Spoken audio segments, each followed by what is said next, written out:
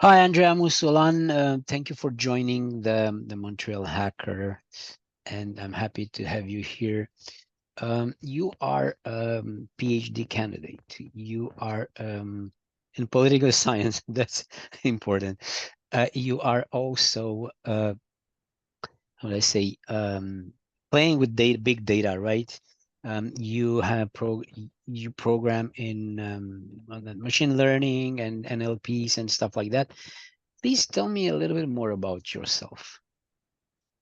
Yeah, for sure. I actually just graduated, so I'm officially a political scientist now. Oh, Uh, congratulations.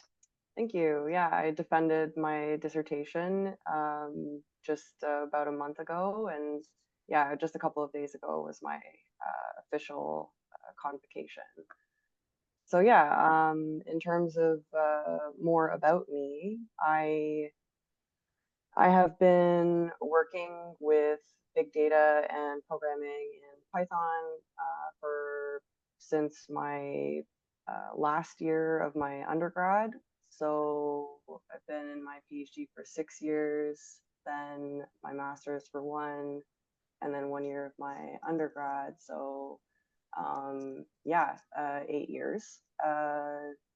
And I also program in R, mostly for like data analysis type stuff.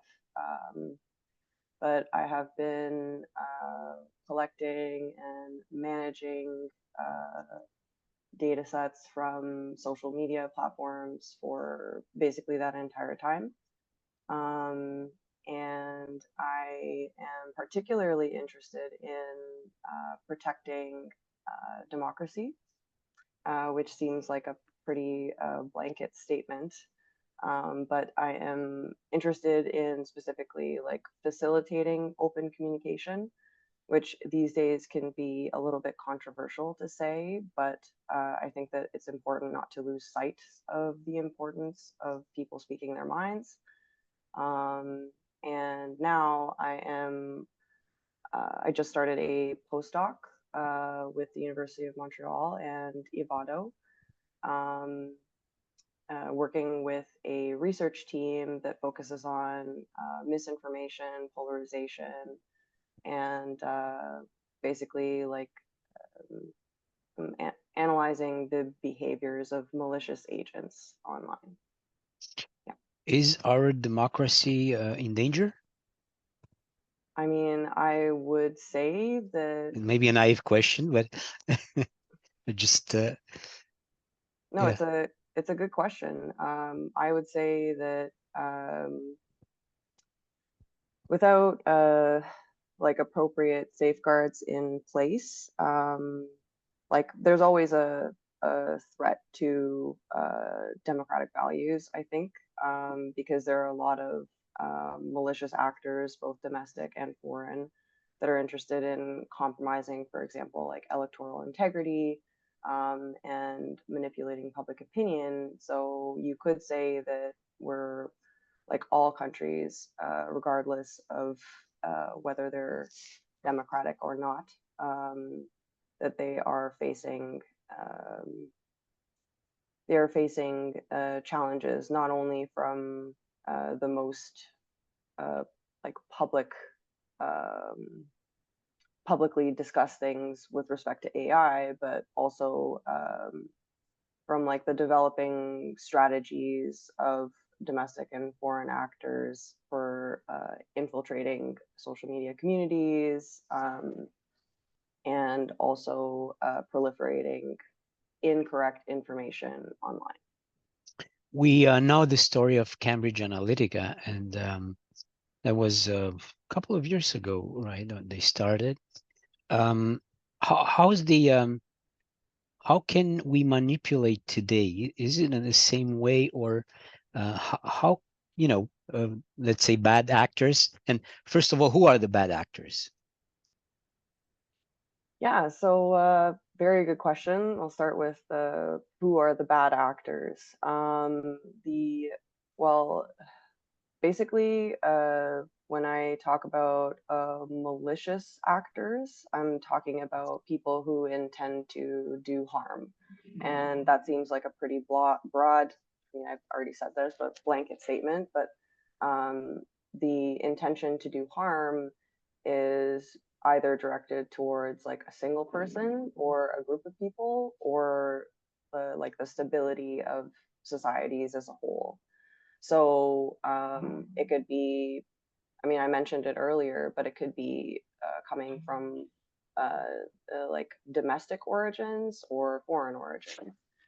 And then there's, so basically in the Cambridge Analytica case, or rather more broadly, the 2016 election case, you actually had a number of different actors, um, domestic and foreign, interfering with, or not interfering, but influencing the course of the campaign, and probably, well, definitely intending to influence the results of the race. You had Cambridge Analytica, which actually is a UK-based company, and then you had Russia's Internet Research Agency, which is obviously from Russia, and then you had actually Trump's campaign. So the purpose of me kind of going through this example is that you can, bad actors or malicious actors can range from, you know, even political campaigns, political parties, the tools that are at the, basically from like a competition perspective, if you don't use the available tools in these kinds of electoral races, then you are falling behind your competition. So it's in your best interest to utilize the tools that are available to you to advance your objectives. And I mean, you sort of followed up with like, what, like, have things changed much? And generally speaking, because many of the strategies sort of capitalize on like features of human behavior or human tendency, you generally like many of the same strategies at their core are still being used to manipulate public opinion today. So, for example, one of the most important components of manipulation is to collect information on the people that you're trying to manipulate, right? This is referred to as like reconnaissance in more like the national security type of um, area of research and work. But in the Cambridge Analytica case, for example, there were it involved using social media data on users, on real people, in order to target political advertisements at them in the most effective way possible. So when I said earlier about like sort of capitalizing on human tendencies and human behaviors, this is basically what I mean.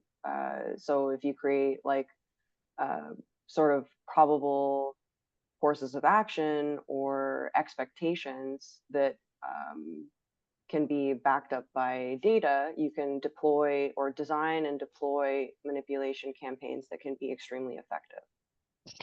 So basically, we can some candidate can manipulate people through social media. I mean, you know, whatever you call it, Instagram, Facebook, whatever, right? But what is the difference between political marketing, like let's say official political marketing, and because you know this type of manipulation, because at the end of the day, it is some kind of political marketing as well, right? Sorry, so can you rephrase the question? What's the difference between political marketing and the manipulation campaigns? Yeah, because on social media. Yeah, so I mean, in many ways, they can be considered similar or part of sort of the same group of like public opinion influence tactics. Um, Basically, like, so when you're looking at it from like a domestic point of view, the political marketing is it's part of the evolving strategies of political campaigns. So it's a very kind of gray area. There's, I think that there's cases where, for example, if political parties or politicians, candidates, whoever, relating to government, we're using incorrect information like misinformation, or actually technically it would be disinformation because there is the intent to harm or deceive, then you'd kind of be venturing more into like what would be considered manipulation. So it really like it really has to do with the intent and the veracity of the information that's being shared. Um, and I think like even regardless of the even if the intent like on the domestic side was not malicious, but the parties or even news organizations were sharing information that they didn't verify, then they would still be causing harm. So it's almost like the distinction between there's a there's a lot of talk about the distinction between misinformation and disinformation, and misinformation just being like spreading inaccurate information without the intent to cause harm or not being aware that the information is inaccurate. But yeah, so and then uh, on the sort of like foreign side, um, like the intentional spread of inaccurate or misleading information is like very much a manipulation campaign, manipulation tactic. Um, the the basically it's very difficult to identify the origins and intentions of malicious actors without some clues, whether in the content they share or how they present themselves online. So, like, it's almost as if the origins are not that they don't matter, but they don't matter as much as the content itself. Um, and whether it is misleading. So yeah, just long story short, the distinction between like political marketing and manipulation campaigns is basically one of like whether the marketing campaigns uh, are using information that they know is inaccurate or haven't verified. It can be manipulative. Whereas like on like the foreign side, or like let's say you have a manipulation campaign being targeted at a specific country by another country, um, the intention is usually like geopolitical in nature. It's like serving geopolitical interests or objectives. Is this activity legal, especially for not for foreign? Maybe it is. I really don't know, but for domestic politicians, is it an illegal activity? The sharing of inaccurate Yeah, information. exactly. Yeah, the misinformation. No, there are, I mean, as far as I'm aware, it's more to do with like the reputational consequences of basically that information being revealed to be inaccurate. Um, there is like, I mean, I'm sure that there's some sort of like plausible deniability if the information doesn't come directly from, for example, a political campaign, but it serves the campaign itself. Um, so yeah, I think like there should be a lot more attention being paid to like not just educating people um, on how to verify information or encouraging them to do so from trusted sources, but also I think that there should be consequences in some way, shape, or form. I'm not sure if I go the legal route, um, because it gets really complicated, but there should be consequences for if you are a government official or someone with great influence, that you should be held responsible for information that either you didn't verify or you intentionally spread knowing that the information was inaccurate. Because Andrea, basically, all politicians lie. I mean, when they promise things in even in campaigns, I'm going to give you this and that. So it's misinformation, right? And manipulation. They do that. Well, unfortunately, I'm not going to generalize, okay? But many of them, they do that all the time. So why are we more like, sensitive to? Oh, yeah, they manipulate the social media. Maybe the target is different. Maybe like young people are more exposed than older people. So sorry, your question is My question is, I mean, yeah. Well, first of all, what's the difference? Well, uh, it's more like a questioning, like what's the difference between political, let's say, the politicians, they make promises in mhm. campaigns, and they kind of lie on social media. I mean, it could be, we could say it's the same, but probably the target on I'm just making some assumption that maybe the targets are more young people on social media, maybe on Instagram or some other social media. Uh, it's more like older people, probably they watch more TV rather than social media, right? That was my question. Yeah. Yeah, so well, I mean, lying isn't illegal, and I'm not sure that that it should be. I mean, even even for politicians, It I'd should be say, illegal for politicians. No, I'm kidding, but yeah, I know. I think there's definitely something to be said about like fulfilling your promises or fulfilling expectations from the electorate, especially if you propose to do something. Um, However, there is like lying isn't enough. Like it has to have a broad-based impact. Like either like if you're talking about public opinion manipulation, like public opinion, what we're referring to is like all the citizenry of a specific country, because we live in a world of nation states.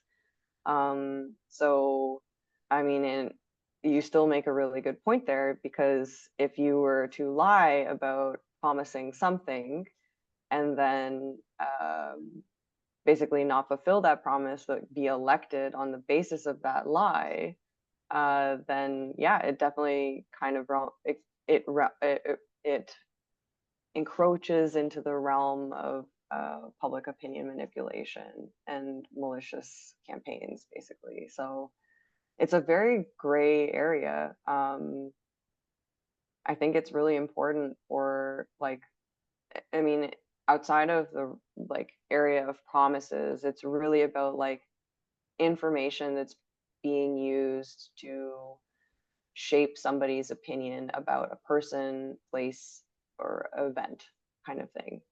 Um, so yeah, it's just a gray area. Like I don't think that, because sometimes you don't if you're not aware of the intention, like maybe the politician had proposed something at a time when it was feasible, and uh, basically when they actually when they win and they start to hold government, they realize like based on all these like other dependencies, also like institutions move really slowly, holding people to account for things that they realize are not possible.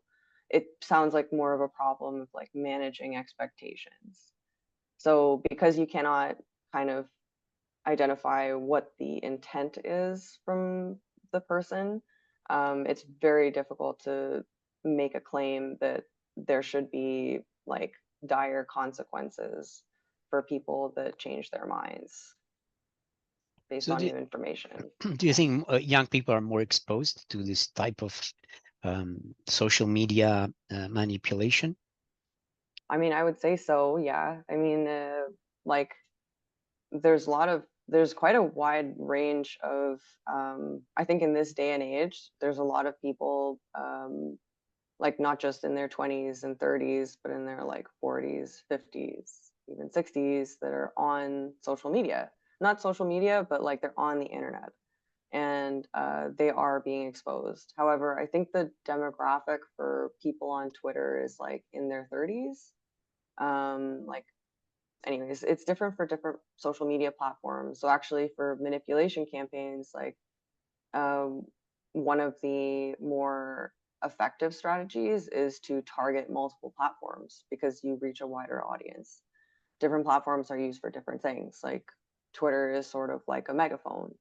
Instagram maybe is more of like a social interaction type thing and consumption of interesting media. So just entertainment. Um, TikTok. TikTok, that's definitely a demographic that is quite a bit younger. Um, that's one of the platforms I haven't studied yet. Like I haven't worked with data directly from TikTok. I've worked with Twitter data, Facebook data, Reddit data. I've collected data from Instagram. Um, but yeah, there's different platforms will have different kind of demographics, but there is quite a bit of overlap. It's also based on interests, like what you use social media for. And most people, they just use it to consume information. What did you study? Yeah, I think you actually have applied machine learning, some artificial intelligence. You studying big data. What did you study, and what were your findings? Yeah, so for my PhD, I did it in political science, also my master's, and I my dissertation was on democratic deliberation online. So basically, I wanted to uh, investigate the extent to which social media platforms are still, and the internet more broadly, like, but in a theoretical sense, because my like the empirical work is focused on social media data, but um, I was really and am still very interested in the extent to which social media is still um, a tool of the public. Whether people can really get a message out there as like individuals. So my dissertation was basically broken down into 3 chapters. The first chapter was about social bots explicitly. So I took 2 data sets, um, one on the 2016 election and then one on the 2020 election. And I wanted to know um, whether social bots, automated accounts, had become like more influential in a network sense than humans between the 2 years. Um, I found that basically I use like different measures of centrality, but I found um, that social bots are, because they're designed for interaction, not just like, well, not consumption like humans. They do engage in more targeted outreach efforts, and they were doing this more in 2020 than in 2016. There were some, I had to rehydrate the 2016 data set. So, that is a caveat to the findings for that chapter. But yeah, that was the first chapter. The second chapter, I analyzed the GameStop short squeeze. And basically, it was a co-authored chapter with my supervisor. And we investigated whether there was the presence of like institutional interests shown by like stock mentions and aligned with the portfolios of institutional investors. So the point of that was to see whether organizations actually participate actively online. Um, and obviously, I can't associate like the identity of the specific users with institutional actors, or if they were part of the campaigns, but there was an increased presence of institutional stock picks when the short squeeze was like just after the short squeeze. The whole case was extremely controversial. And yeah, my dissertation will be public soon, if not already. And then the last chapter, which is the most interesting to me, I investigated um, different reasons for moderation decisions on Twitter. When I say moderation, I mean why are users being suspended? So I analyzed their political. I looked at their political leaning, whether they were associated with, or whether they were more left or right leaning. And this is a case study on Canada in the 2019 election. And also whether the user was toxic, and then finally whether they were using automation to interact with other users.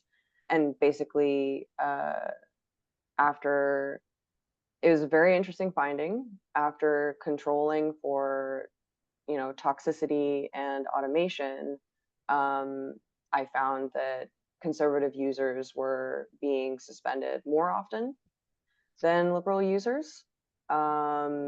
This may be, and basically the argument that I made was there is a imbalance in the user composition at the time on Twitter between liberal and conservative um, kind of users. So basically, like with the recent changes with Elon Musk taking over and kind of just kind of removing many of the members of moderation teams, um, this uh, this potential bias may have actually shifted in the opposite direction. And the problem isn't necessarily the user composition, but if you create a toxic environment for a particular group, they're less likely to engage on the platform, regardless of whether they're consumers or producers of information. So yeah, those are my chapters. Would you say that elections in Canada 2019, right, were influenced by this type of let's say, how would I say, behavior? Yeah, so my supervisor and I, Ludovic Rowe, my PhD supervisor, we did find like groups of users that were very much aligned on specific issues. For example, um, one of these groups was really focused on refugees. Um, there were also many users that were aligned with the political parties. So like NDP, Conservative, Liberal, uh, Green Party, and the PPC. Um, and like, I mean, we didn't investigate as much about like the content, um, like in the paper at least, but yeah, there are definitely like social media campaigns going on. Whether or not they had like malicious or harmful origins is a different question, but there were definitely groups of users that were aligned with one another, um, that were active during the 2019 election. Can we trust polls? Because we've seen that polls are not um, they're not quite accurate anymore. I mean, it's a big difference when you see polls and then the results are really but like huge differences. Why so? I mean, are they impacted by this type of manipulation as well? So, yeah, this is actually something I came across kind of not that recently, but I remember discussing it with some colleagues that were doing survey research and like online survey research specifically.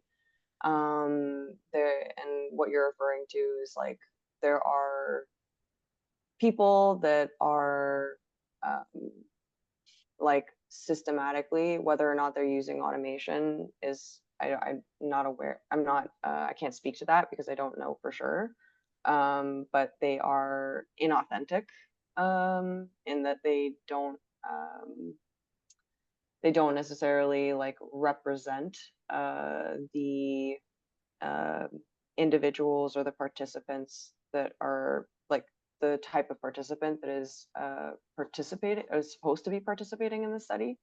So in terms of like whether you should trust polling, I mean, like with anything, take things like as new information comes about, like you should adjust your expectations and sort of reevaluate how you understand things. Um, the surveys are supposed to be representative. Like if you're doing a national survey, it's supposed to be representative of the Canadian, like in the Canadian context of the Canadian public. Um, and I do believe that that the people doing survey research have taken measures to mitigate this kind of um, um, I guess this kind of manipulation. But I remember speaking with a friend and they were designing a survey and they were trying to create a it's kind of like an attention check um, to see if the user or the participant in the survey was actually a real person. Um, but yeah, like I said, I think like taking things not too seriously. Polls there are usually in the like thousands of people, or like 1,000 plus people, and that doesn't represent like I mean it's not gonna. You can definitely use like strategies to make things as representative as possible. But yeah, I think you should just adjust your understanding of the world based on new accurate information.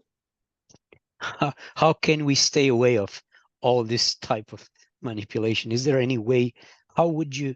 How do you do? How do you do? I mean, how can you stay? Do you are you aware of what's going on like all the time, or you can also yourself, uh, be kind of manipulated? Yeah, so great question. I mean, I think this is something that many research groups and governments are sort of trying to work on. But one of the things is like education. And the other thing is like inoculation, which is sort of, it would be a part of education. But so how to prevent things for yourself is by looking at um, multiple sources that are like established institutions. Like if you have a news organization with with a good reputation, then it's likely that that news organization is going to try to protect their reputation by publishing information that's not inaccurate. I mean, you don't Um, watch X, you don't watch TikTok, and you make confirmation with Instagram, right? That's what you're trying to say. yeah, yeah, Three sources. you need off-platform things, and I think like not succumbing to the the like impulse to share something immediately when it is interesting to you. Like I try not to share information that like I definitely do not share information that I haven't verified. So if there's a claim being made, I I don't spread that claim unless I've gone and I've checked it, like the validity of it outside of the platform. Um, and then, so like from the top down view, like inoculation, so exposing people to manipulation strategies, for example, or manipulative content. The strategies are apparently more effective, but just showing people like the ways that they can be manipulated so that they can be aware of um, those things when they come across them, and then kind of help them help introduce some level of doubt, so that it's not internalized. Uh, yeah, that's one of the ways. It's basically just learning about doing your due diligence for yourself, but not just for yourself, for the people around you, people you care about, and also the broader society, because all those people are a part of it. Given all that, if someone would ask you, should I vote? I mean, it sounds like the voting is, is not really important anymore in a way, right? What would you answer to that? I would say definitely go out and vote. I don't think, like, even if you're disillusioned um, by voting and elections, it's definitely important to exercise your right as a citizen. Um, if I mean, I don't think this would really happen, but theoretically, if enough people didn't vote, then what's the point in having the institution? Like, so what I'm trying to say is, like, even if even if it doesn't even if it doesn't have as great of an impact as you would want it to, collectively it does. So if we all think that we can just do our own thing and not participate in the electoral system, then that's when things fall apart. And that's why even like the safeguarding against manipulation campaigns, it's like a collaborative effort, and not just between, like, institutions, organizations, corporations, international bodies. It's the people, because without the people who you have to manipulate. Andrea Musulan, thank you very much. I hope we'll keep in touch. That was very interesting. Thank you. Thank you for having me.